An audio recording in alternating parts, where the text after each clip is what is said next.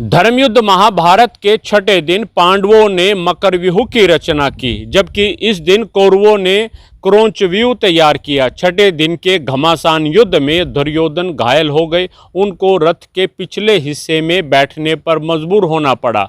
छठे दिन सूर्यास्त के बाद भी युद्ध लड़ा गया, यानी धर्म युद्ध के जो नियम थे उनको ताक पर रख दिया गया।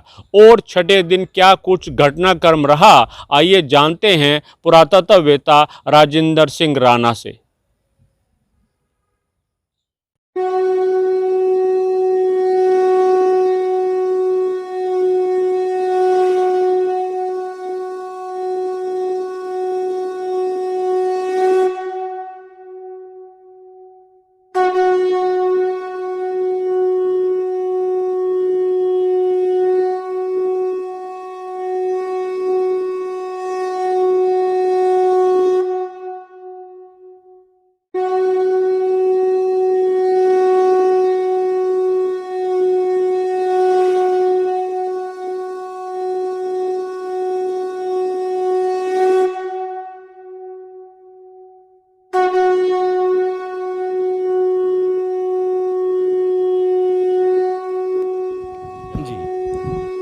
तो मैं आपको अब बताने जा रहा हूँ महाभारत युद्ध के छठवें दिन का वृत्तांत।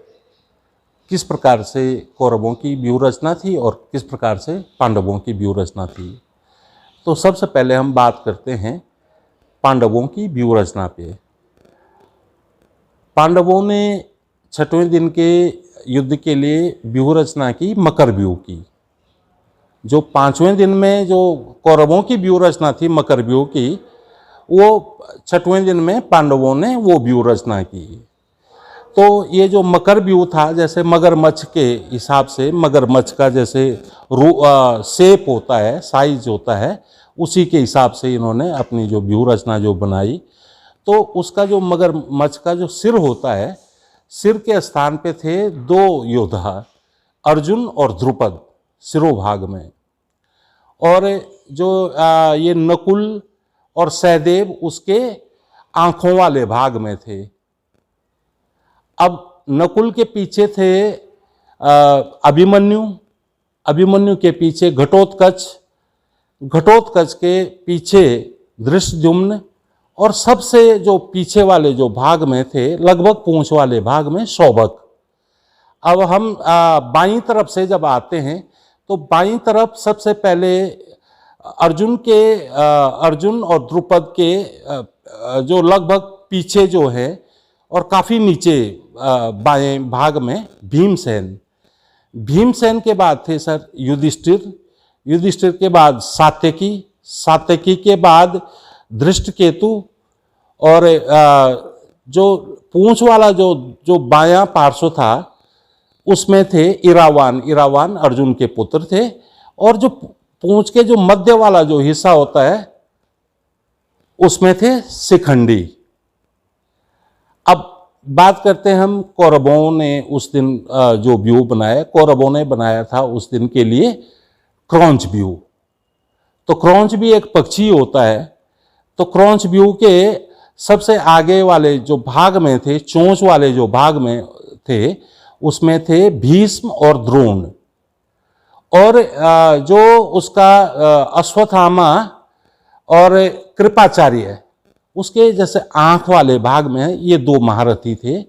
और पीछे, उनके पीछे कृतवर्मा और कंबोज, और उससे भी पीछे थे दुर्योधन और भगदत्त, दोनों महारथी। और जो पूंछ वाला जो हिस्सा था उसमें रखा गया था भूरिश्रभा को, लेकिन उसकी पूंछ को प्रोटेक्ट कर रहे थे श्रुतायु और शतायु, दोनों तरफ से, दोनों पासों से वो उसकी प्रोटेक्शन कर रहे थे। और जो पंख जो होते हैं, पंखों के भाग में थे, जैसे बाएं पंख के भाग में थे सुशर्मा, जो कि तिरगर्त प्रदेश, जो कांगड़ा प्रदेश के उस समय के राजा थे, और इधर थे सुसेन, जो दायां जो पंख था उसके आगे के भाग में थे सुसेन। तो अब महाभारत का जो युद्ध इस दिन का छठवें दिन का जब शुरू हो जाता है, तो भीम ने द्रोण पे भयानक प्रहार किया और उनके सारथी को, जो रथ चलाने वाला होता है, उसको मार डाला। फिर भीष्म ने भी पांडव सेना पर भयंकर प्रहार किया, भीषण युद्ध हुए। तो भीम ने कौरवों का व्यूह जब तोड़ा, पहुंचे, और वहां जाकर के ये उन्होंने क्या किया कि वो अपने रथ से उतर करके हाथ में गदा लेकर के, और उन्होंने कई कई 100 जो हैं कौरव सेना के जो बड़े बड़े योद्धा थे उनको मारा। तो जब भीम गदा लेकर अपने रथ से उतर गए, तो जब धृष्टद्युम्न ने देखा तो भीम के रथ में तो कोई भीम है ही नहीं। तो उन्होंने उनके भीम के सारथी से पूछा, भाई भीम कहाँ गए? उन्होंने कहा वो तो अकेले गदा लेकर के और कौरव सेना के बीच में घुस गए हैं। तो धृष्टद्युम्न को लगा कि कहीं कौरव इनको मिलके न मार डाले, क्योंकि उनके पास रथ भी नहीं है।